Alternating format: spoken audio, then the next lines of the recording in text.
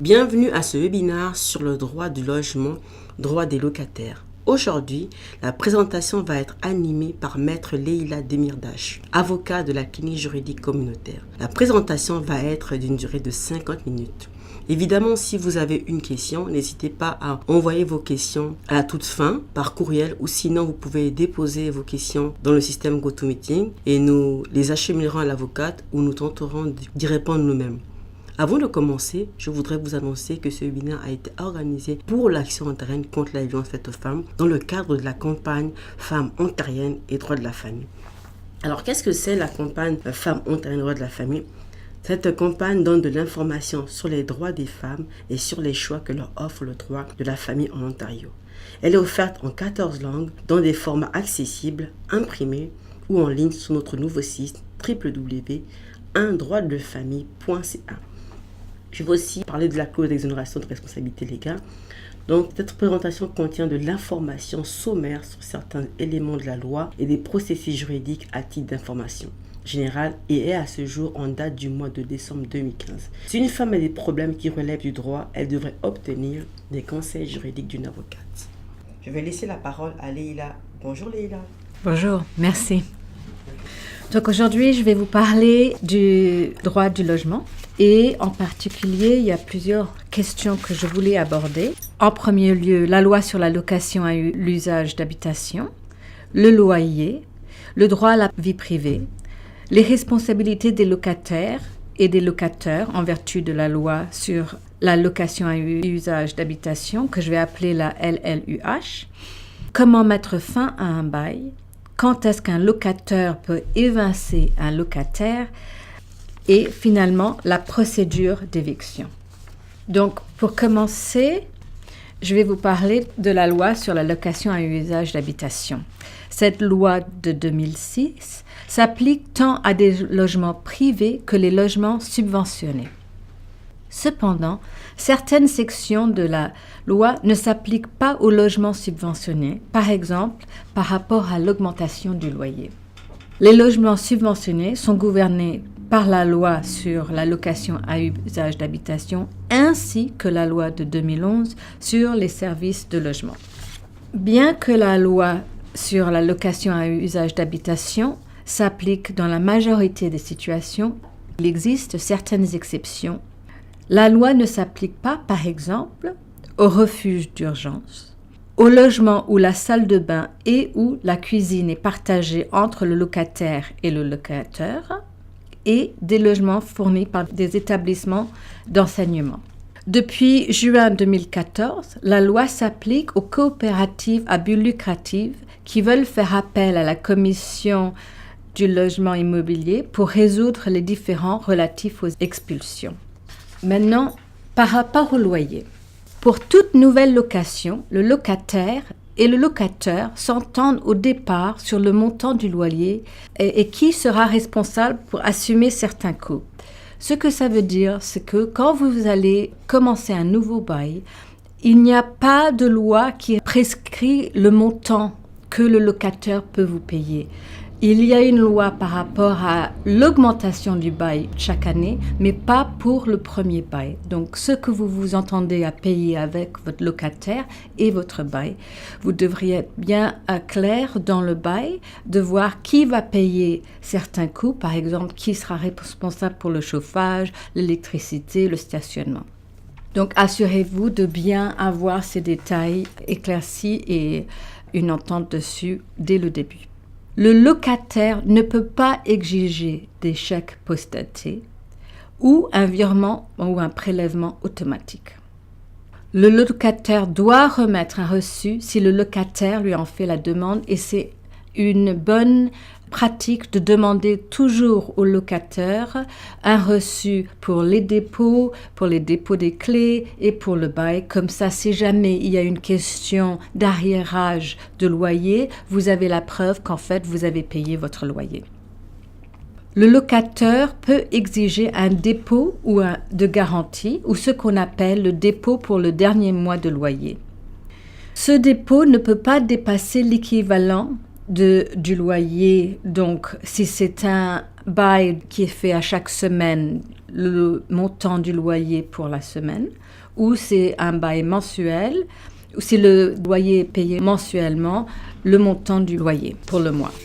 Ce dépôt est uniquement pour le paiement du loyer du dernier mois ou de la dernière semaine et ne peut pas être utilisé par le locataire à une autre fin.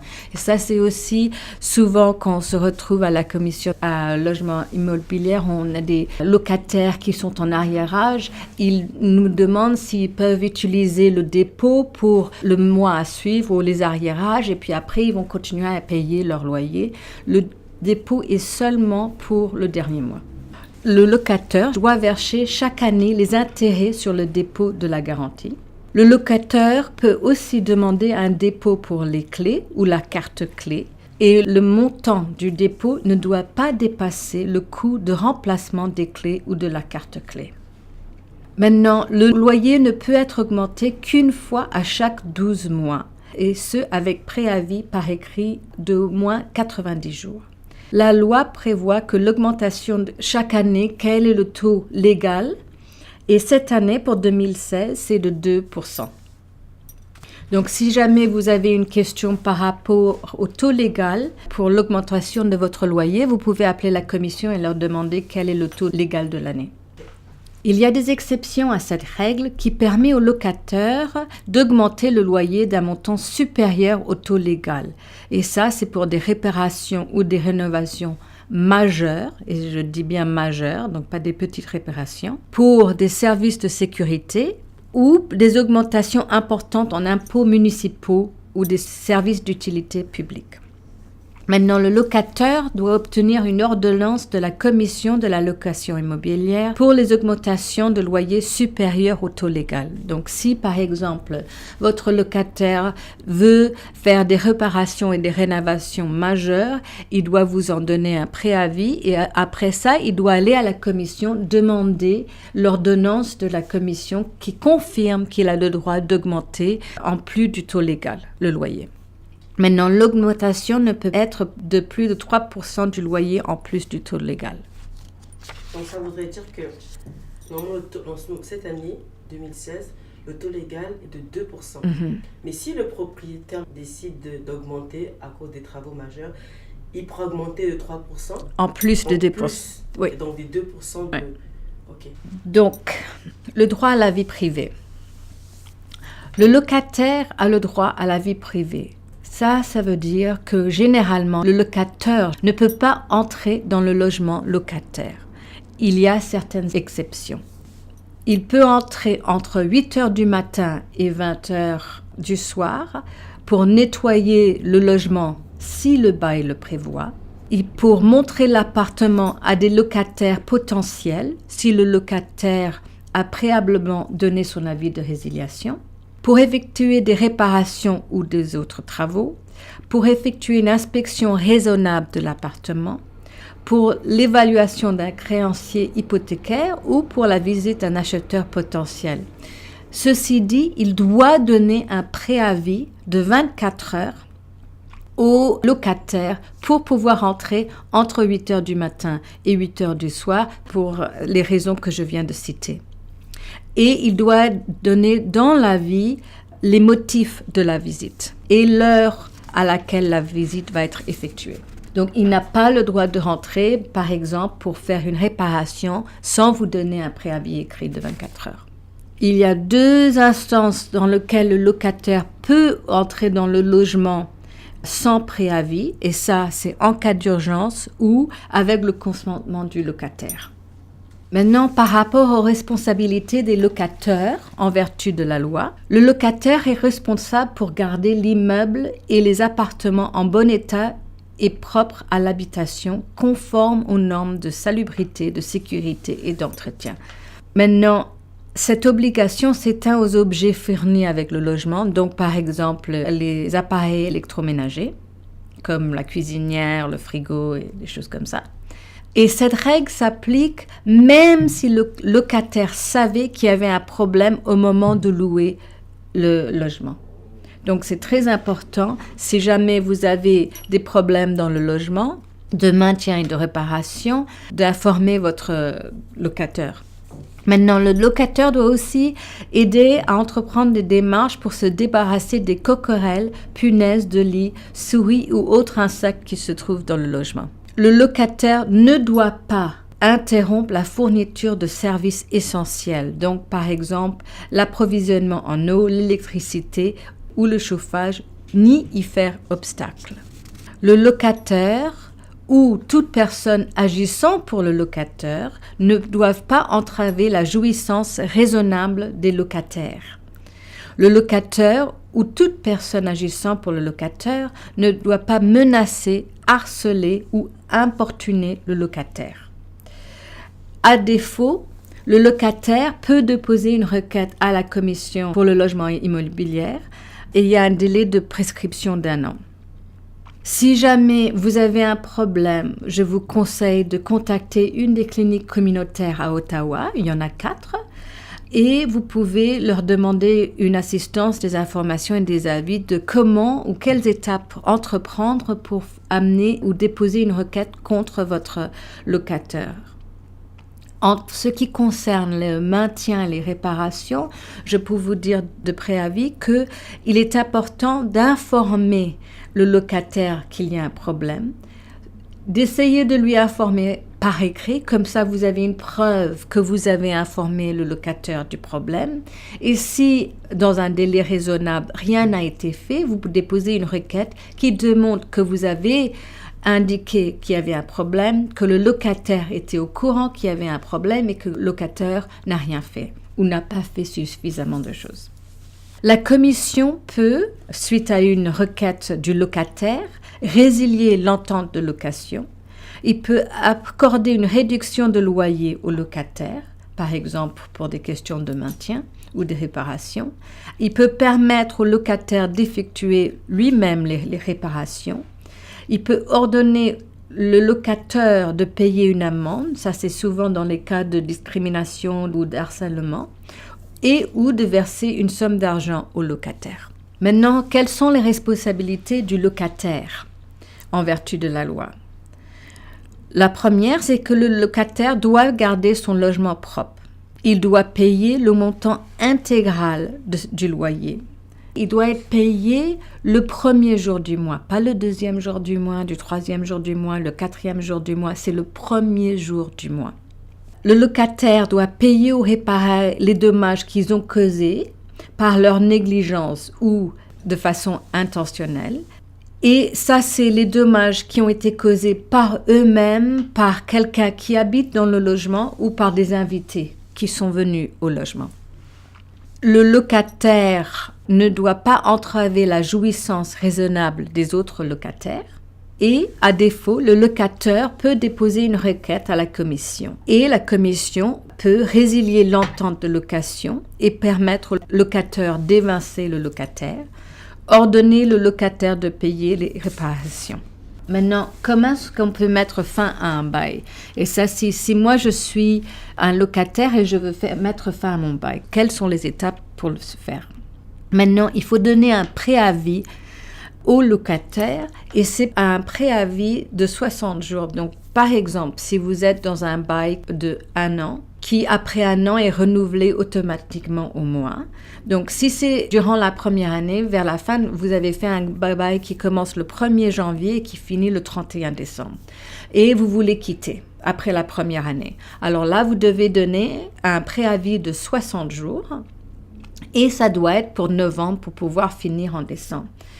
À moins que le locataire s'entende avec vous de terminer le bail avant la fin de la période, vous ne pouvez arrêter le bail que pour la fin de la période de l'année, donc pour le 31. Maintenant, si le bail, vous êtes là depuis plusieurs années, vous n'avez pas signé un bail d'1 an chaque fois, mais que le bail est renouvelé automatiquement au mois, donc la période de location, c'est le mois. Et donc, vous devez donner 60 jours pour le mois dont vous voulez terminer. Donc, si, par exemple, vous voulez finir votre bail en juin, vous devez donner votre avis 2 mois avant le 1er juin.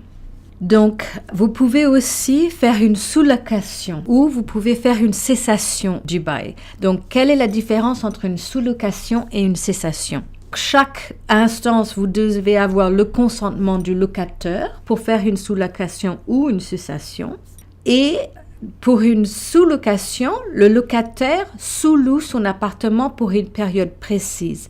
Mais durant la période de sous-location, c'est le locataire qui demeure responsable pour le loyer, les dommages et toute autre chose. Dans la cessation, le locataire est libéré entièrement de ses obligations. Il cède son bail à un autre locataire. Maintenant, dans les deux cas, le locataire ne peut pas refuser de façon arbitraire une demande de sous-location ou de cessation.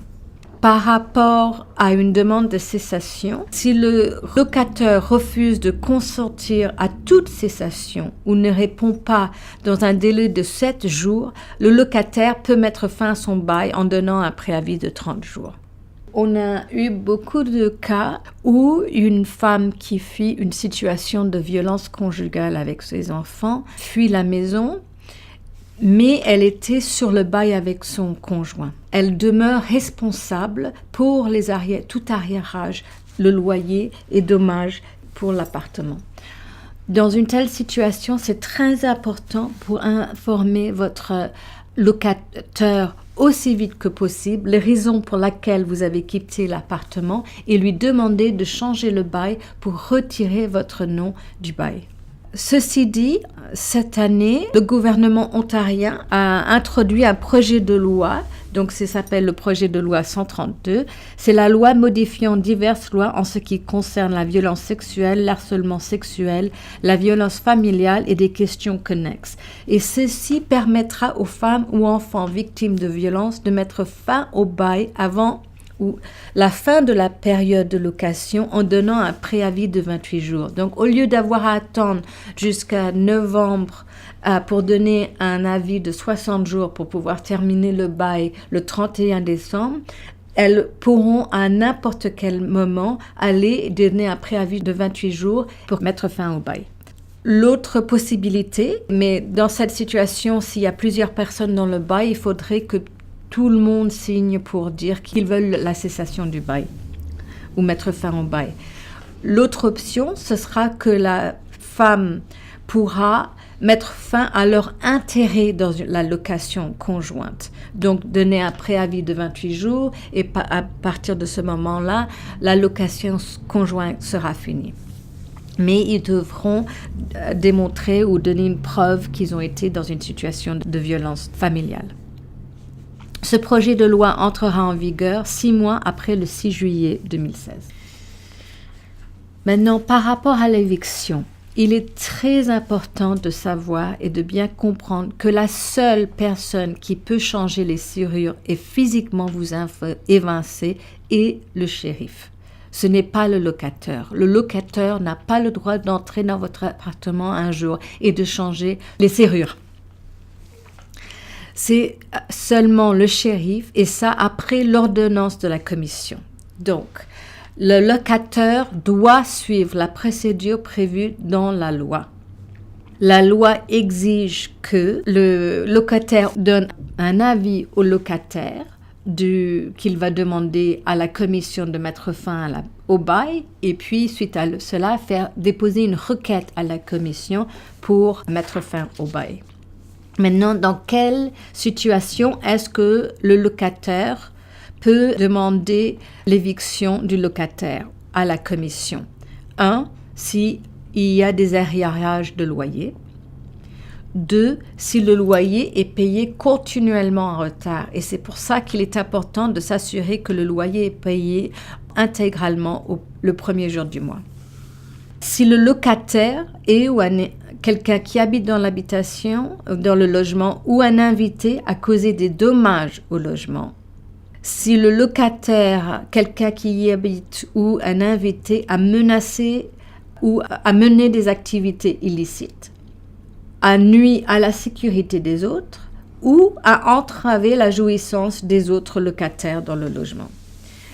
Un autre motif, c'est qu'il y a trop de personnes qui habitent dans le logement.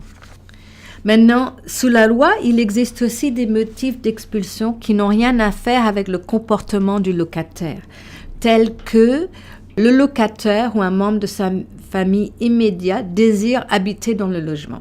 Donc, vous allez recevoir un avis que le locataire va vouloir mettre fin au bail parce que son petit frère va dorénavant vivre dans l'appartement. Parce que l'acheteur ou un membre de sa famille immédiate désire habiter dans le logement. Parce que le locataire désire effectuer des travaux de réparation ou de rénovation importants, ou parce que le locataire prévoit démolir le logement ou l'affecter à un autre usage. Maintenant, si jamais vous recevez un avis comme ça de votre locataire, vous pouvez contacter une des cliniques juridiques pour voir quelles sont les démarches et quels sont vos droits par rapport à cela. Ceci dit, même dans ces situations, ils doivent déposer une requête à la commission pour mettre fin au bail. Le locataire doit remettre un avis d'éviction par écrit. Donc, il y a des formulaires que la commission exige que le locataire remplisse et qu'il donne au locataire. L'avis doit contenir la raison pour l'expulsion ainsi qu'une date de résiliation. Dans le cas de non-paiement de loyer, par exemple, il va y avoir une date d'au moins 14 jours. Donc, disons, le locataire vous remet un avis pour dire que le loyer n'a pas été payé. Si vous ne payez pas le loyer dans les 14 jours qui suivent, vous allez être évincé. Ça ne veut pas dire que vous êtes évincé, parce qu'il doit quand même, si vous n'avez pas payé, aller à la commission, déposer la requête et il y aura une audience. Donc, vous n'êtes pas obligé de quitter l'appartement le 14e jour. Comment annuler l'avis? Donc, si vous recevez un avis qui dit que vous devez payer votre loyer, par exemple, dans le délai des 14 jours, vous pouvez payer tous les arriérages. Si vous arrivez à les faire, donc c'est tout. Si vous n'arrivez pas à le faire dans les 14 jours, ce qui se passe, c'est que quand le locataire va déposer une requête, il va devoir payer des frais de $170. Ça veut dire que ces $170 maintenant vont se retrouver en faisant partie des arriérages que vous avez. Vous serez donc responsable une fois que vous arriviez à l'audience pour ce montant. Donc, il est toujours préférable de le faire avant les 14 jours. Après les 14 jours, vous allez recevoir un avis d'une audience devant la commission et c'est en général bien de pouvoir venir avec une idée d'une méthode de comment vous pourriez rembourser ces arriérages. Parce que des fois ou souvent, le locataire et le locataire vont se mettre d'accord de comment les arriérages vont être remboursés. Si c'est par rapport à un comportement en cessant le comportement reproché dans l'avis, et si c'est par rapport à des dommages, en réparant les dommages ou payant les dommages, ou payer pour la réparation des dommages dans un délai de 7 jours. Parfois, il n'est pas possible pour le locataire d'annuler l'avis, notamment quand ils ont commis un acte illégal ou causé intentionnellement des dommages injustifiés. Maintenant, comme je l'ai dit, après l'avis, si le comportement ou les arriérages n'ont pas été remédiés, le locataire doit déposer une requête auprès de la commission. Il doit remettre une copie de l'avis d'audience ainsi qu'une copie de la requête au locataire au moins 10 jours avant l'audience. Tous les locataires et le locataire ont un droit à une audience. Si le locataire ne se présente pas à l'audience, la commission peut quand même tenir l'audience en son absence. Donc, il est très, très, très important d'aller aux audiences. S'il y a une impossibilité pour vous d'aller à l'audience, voir si quelqu'un d'autre peut aller à votre place en leur donnant un morceau de papier dans lequel vous écrivez que vous donnez droit à cette personne d'agir en votre nom. Si vous n'avez pas pu y aller et que l'absence est pour des motifs raisonnables, le locataire peut quand même demander une révision de l'ordonnance. Et donc, si jamais vous avez reçu une ordonnance pour votre éviction, vous pouvez contacter une clinique juridique pour leur demander de l'assistance. Il y a aussi l'avocat de service à la commission. Avant toute audience, comme j'ai dit, vous pouvez contacter une des cliniques juridiques communautaires pour de l'assistance juridique. Le jour de l'audience, il y a toujours un avocat de service pour assister tous les locataires qui ont une audience ce jour-là. Ils peuvent aussi aider des gens qui ont des questions et qui n'ont pas une audience ce jour-là, mais ces gens vont attendre que tout le monde qui a une audience soit servi en premier. Maintenant, si la commission ordonne la résiliation du bail et l'éviction du locataire, le locataire doit déposer l'ordonnance au bureau du shérif. Seul le shérif peut évincer un locataire. Il y a quand même possibilité d'arrêter la procédure après que le shérif vous a donné un avis et là, contacter une clinique juridique communautaire pour voir s'il y a une possibilité et quelle démarche il faut faire. Suite à une éviction par le shérif, le locataire a 72 heures pour récupérer ses biens. Maintenant, il y a certains mythes que je voudrais un peu discuter. Et ça, par exemple, un des mythes, c'est que souvent les locataires vont penser qu'ils ne peuvent pas être évincés l'hiver. Ce n'est pas le cas. Si vous avez des arriérages, s'il y a un comportement qui est illégal ou qui nuit à la jouissance des autres, même l'hiver, vous pouvez être évincé du moment où le locataire suit les procédures de la loi. Si vous avez signé un bail qui précise que vous acceptez l'état des lieux tel qu'il est, vous pouvez quand même demander au locataire d'effectuer des réparations. Si votre locataire ne fait pas les réparations que vous avez demandées, vous ne pouvez pas arrêter de payer le loyer. Vous pouvez déposer une requête à la commission pour réparation et entretien, mais vous ne pouvez pas arrêter de payer votre loyer parce que c'est vous qui allez vous retrouver avec une requête pour arriérage et en plus de ça, les frais de 170 $. Vous avez le droit d'avoir des invités, des enfants ou des animaux domestiques dans votre appartement. Vous avez un droit à votre vie privée et le locataire ne peut pas vous empêcher. Votre bail peut être un bail écrit, mais la loi aussi protège les bails qui sont orales. Donc, si vous avez une entente qui n'est pas écrite, la loi, vous avez quand même une entente et la loi va reconnaître ce bail et protéger les locataires.